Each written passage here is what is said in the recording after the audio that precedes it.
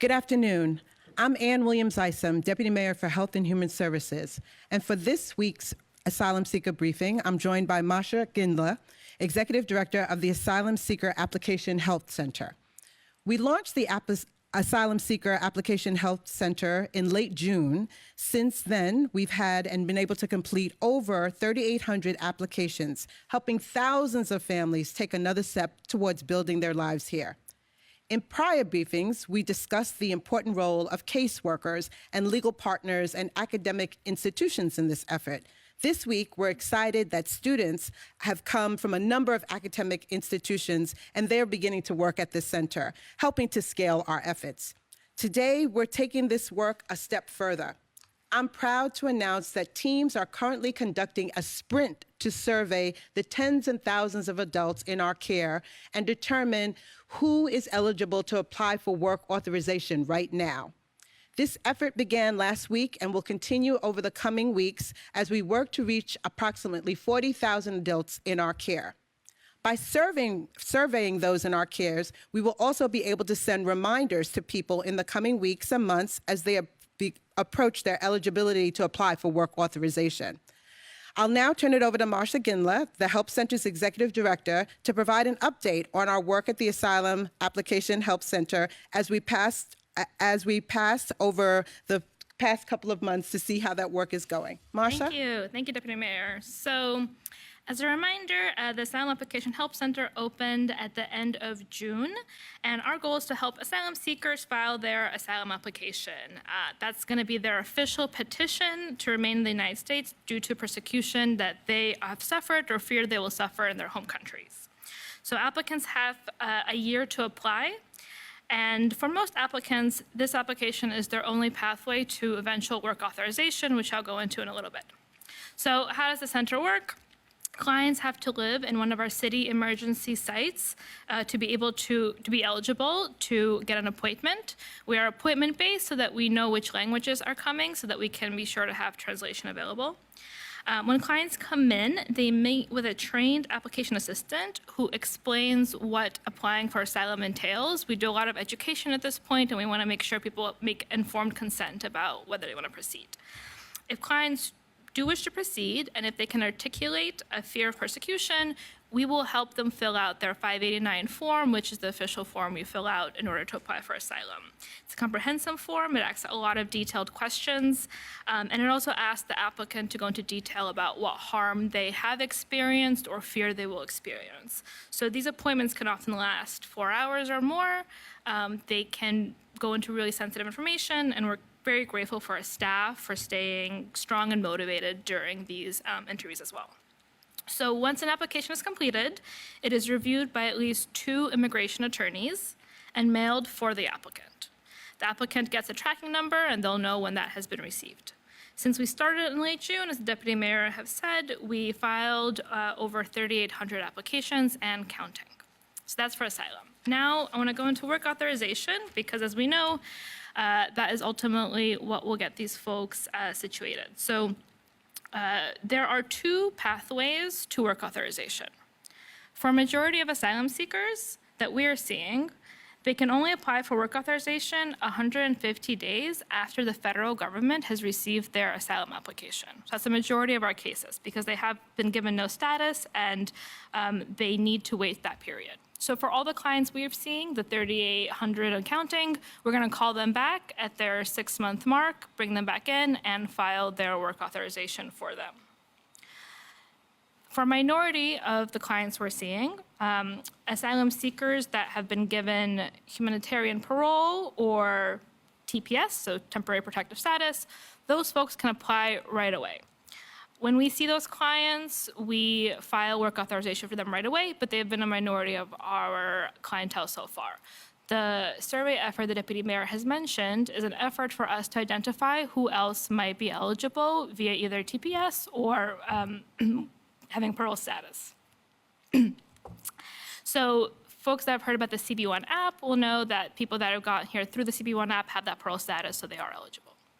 So when we identify folks through the assessment survey effort that are eligible for work authorization, we will schedule them an appointment in order to file work authorization because we want to get as many people applied as possible. We're also training folks in our emergency sites to be able to do these forms, which are a lot less complicated than the hefty 589 forms to fill out, and folks can't do this on their own.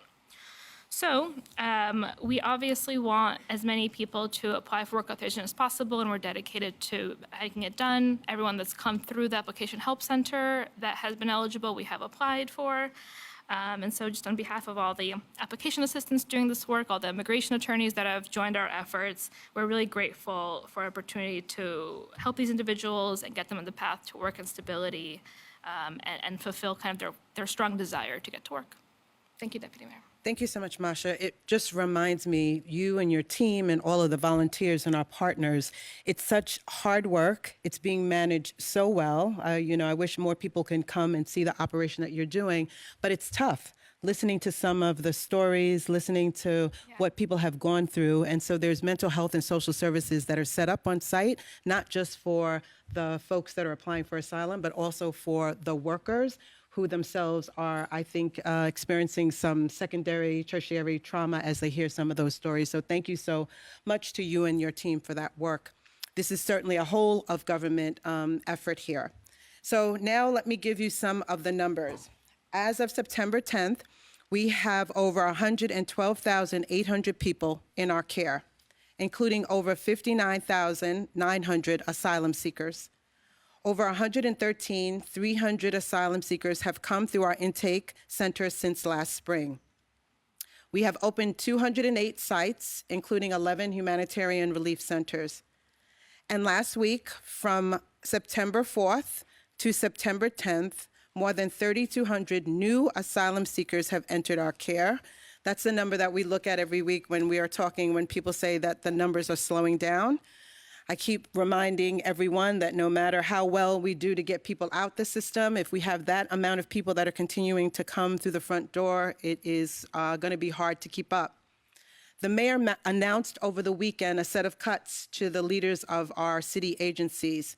We have said this here before many times, that we knew that this situation would start to impact every part of the city. The parts of the cities that have the 200 sites, the parts of the cities that are giving services, and certainly to every single city agency. This is because one municipality and a couple of others across the country has been asked to handle a disproportionate share of what is clearly a national issue. Like so many New Yorkers, we have to estimate our costs, and we each year have a budget. I think about it like this. If you have a mortgage payment or you have a rent payment, you know that that's a fixed cost.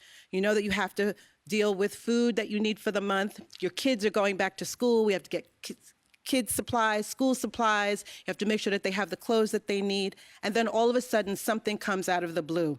Could be that your neighbor's tree falls on your house. Or, most likely, that happens to many people sometimes, someone gets sick in your family that you weren't expecting, and now they're asking you to contribute. Something that's unexpected, that's impossible, that's outside of your control. I feel like that's a little bit what has happened here, except for we've seen this coming, we see it coming, and we've been trying to sound the alarm for months and months to say that we think that this is going to be unsustainable. So no matter how well you budget or how prudent you are, you're going to face some hard decisions. You can ask your neighbors for help. You can ask and see if there's money that you can get. But ultimately, you're going to have to make the tough decisions. Are you buying groceries? Are you not buying extra shoes for the kids? What are you going to do? And those are the tough things that we've had to do here. How can we cut our budget? Where are there places that we can find efficiencies, including the budget of the humanitarian crisis and our HERCs and how we've been dealing with the migrant crisis? The challenges are difficult, and we're going to continue to do everything that we need. We've got to tell New Yorkers the truth, though. Sugarcoating it is not what we need to do. But I think we have to be practical, and we are able to know that we can do hard things. We can do hard things when we get the support that we need. New York has shown that time and time again. We're going to continue to make every effort that we can in order to get through this humanitarian crisis. But we certainly need others, our state partners, our federal partners, to use every tool in their toolbox also to address this crisis. Now I'll open it up for questions. My first question is, of the ones that can get work permits right away under parole and TPS, what percentage are they representing of the total number of those applying for asylum? If you could speak to that. And then my second question, state is mulling possibly authorizing work permits within New York State. Is the city in contact with the state? Is the mayor supportive of this? What type of communication is happening between the city and state on that front? Okay, Masha, you want to take the first part? Yeah, so the assessment is still ongoing. I don't want to throw out a number yet until we finish it, but we'll get back to you with the percentage we're seeing. Okay. And Kelly, my condolences to you and your colleagues at New York One. I was very excited to see the governor talk about work permits because it's something that we have on our list of innovative things to do. I think that finding a way to do that in the absence of the federal government doing that would be very important. We really are excited about our state partners, and we do have conversations about all sorts of things, but we would be supportive of that, especially since we know there's so many industries that need jobs, restaurants, all, things of that sort. So that is something that I was very excited about. Deputy Mayor, we had Congressman Goldman on our morning show this morning. He said that $100 million checks finally in the mail. He said hundreds of millions more might be there for education. We know the 50 federal workers are coming to help with the efforts over at the Asylum Center, particularly identifying those who can quickly work. Like Bennett Field's almost a done deal. Are the feds finally turning the corner and giving you the help you need? So I was very excited to hear that the check was in the mail. I think that we still, with the $12 billion looming ahead of us, have to make sure that we're prepared too. So I am excited that the federal government is paying attention more to this issue, but I think it's a large number. And with over 113,000 people that have come to New York City, we want to make sure that it's consistent. I think there was a statement that Tom Perez made yesterday that said, we are in this together. I kind of feel like New York City has done more than our part.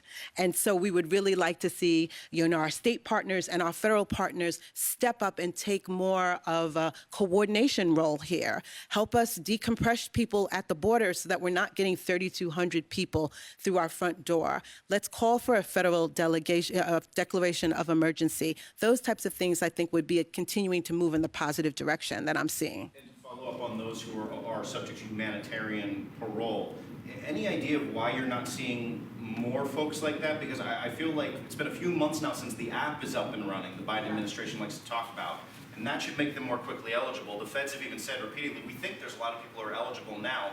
What's the disconnect there? Why aren't more people working quickly? We're seeing, like 11% or so of our folks? Even less. So at the Asylum Help Center, we're seeing very low percentage. But I think that's why it's important to this assessment to figure out what's happening, and maybe there's something in the communication to that population that maybe they don't realize or something like that. But I'm excited to see what numbers come out, and we'll reach out to all of those folks by the end of September. Hi, so I'm curious, are you doing anything different in terms of data collection when people are coming in the door now? So you've got 3,200 new people. One of the big criticisms by the federal government, whether or not it's their responsibility or the city's responsibility, is that the city's not really triaging to see who's who and who could be moved sooner. So have you started to take any new data and, Yeah, I was appreciative, I think I said here, of the assessment that the federal government did for us and the suggestions that they gave. We're working closely with our state partners too, because it really is an all hands on deck moment. We'll have Dr. Long come back and do a full assessment of how he's been using the fund to do intensive case management. But to answer your question, Melissa, yes, who's coming in the door? What's their plan as they get here for exit, especially since now we're giving people notices that they have to move on? Where did they come from? Do they want to be reticketed? All those kind of intensive questions, I think that we are making sure that we are tying the information now to case management. database? Can I just follow up? Is there a database when these people come? When you There is. This person has 100%. Yeah, so there's a database that the DHS system has. There's a database that we've created in our H&H system. And now we're doing the integration to make sure that all the databases can speak to each other. Going back to the federal help, the federal said that they are helping for 14,000 vouchers for housing. Is there any idea if that is coming soon, and if that's gonna help for the migrants that are without any resident right now? It's gonna be like something helpful for them? So it's not my understanding that our migrants are eligible for housing vouchers. So I'm not sure if they're just saying that there's extra vouchers that they're just going to be sending for New Yorkers that need to get out of shelter and that need vouchers. Oh, okay. With hope of opening up availability for migrants on the Is that with the check that's coming to us too? Because all of those things, okay, all of that would be wonderful and welcomed. Governor Kathy Hochul today said that the city has been slow in submitting receipts for reimbursements. Is that something you guys are working on, speeding that up? She says that really hasn't moved in the past couple months. I did hear the governor say that today. I was really probably more focused on the positive innovation of the work permits. I think we are working really hard. Housing 110,000 people and making sure that nobody's sleeping on the street is what we're really focused on. And I know that the team is working really hard to make sure that all of the invoices get to the places where they need to get to. So my question is, how many people, because they've got a one-year timeline, how many people have missed that timeline? And what can they do? Are you seeing a lot of people going underground now? What kind of advice are you giving them when they show up and, miss a deadline? Those are great questions. So in terms of how many folks have missed the deadline, again, I'll refer to the assessment when it's complete. Hopefully we'll know more then. For folks that have recently missed their deadline, they do have legal options, but they probably benefit more from full legal representation. And our clinic is really focused on people that are within that 1 year program. So they do have options as individuals. They could explain to the federal government why they missed their 1 year deadline, but they should really do that through having legal representation, and it's not something that we do at our clinic. Perfect. We'll now take some questions from press on WebEx. We'll first go to Marcia Kramer. Marcia, you can now unmute your line, please.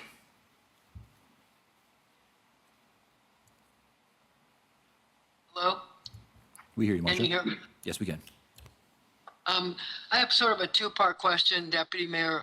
Number one, talking to Senator Louis Sepulveda, who's introduced the bill that would allow the state to issue work permits. He's calling on the governor to call a special session to do this because he says you can't wait for all the federal forms to be filled out, et cetera.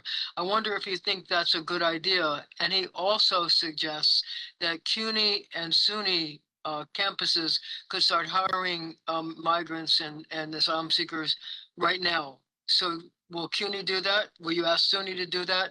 Is that something that could get jobs right away? So I'm hearing, hi, Marcia, I'm hearing both of those. Well, the first part, of course, I've heard about this special session, and I think that I am gratified that people are thinking outside of the box and trying to figure out what can we do, because there's a sense of urgency here. Sometimes I feel like people are like, we hear 3,200, 59,000 people, and everybody's just kind of like, it's all good. But I think there is a sense of urgency, and whatever we can do and whatever ideas people come up with, I think that that's fantastic. I also think that we know that there would be lots of places that we could connect people to if they had work authorization or if they had a work permit, period, amen. And so whether that would be SUNY, whether that's the restaurant industry, so many other businesses have come up to us and said if we had work authorization, if people could have a permit to work, I think that would be one of the biggest solutions to get out of the humanitarian crisis that we find ourselves in. Thank you. We'll now go to Matt Chase. Matt, you can now unmute your line, please.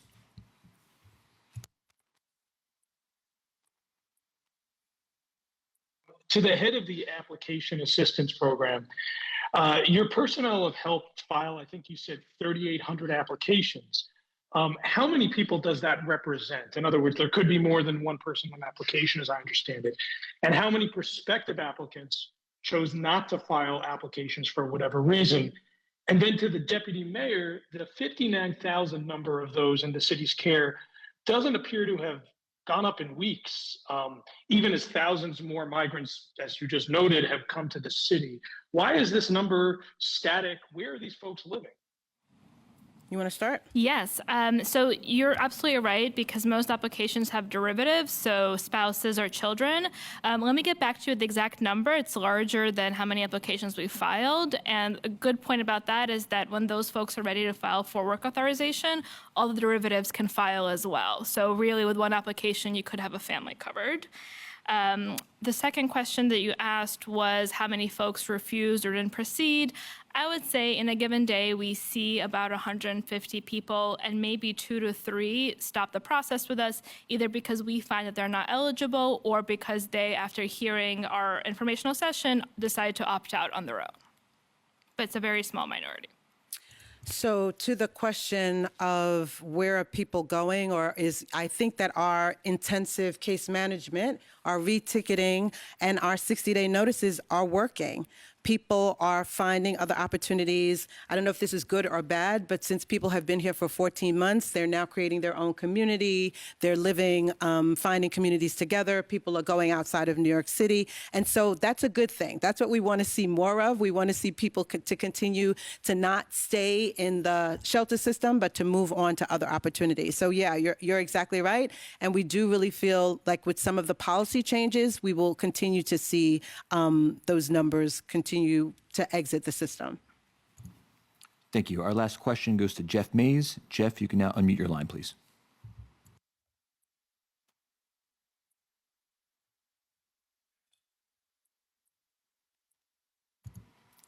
Jeff, you can now unmute your line, please.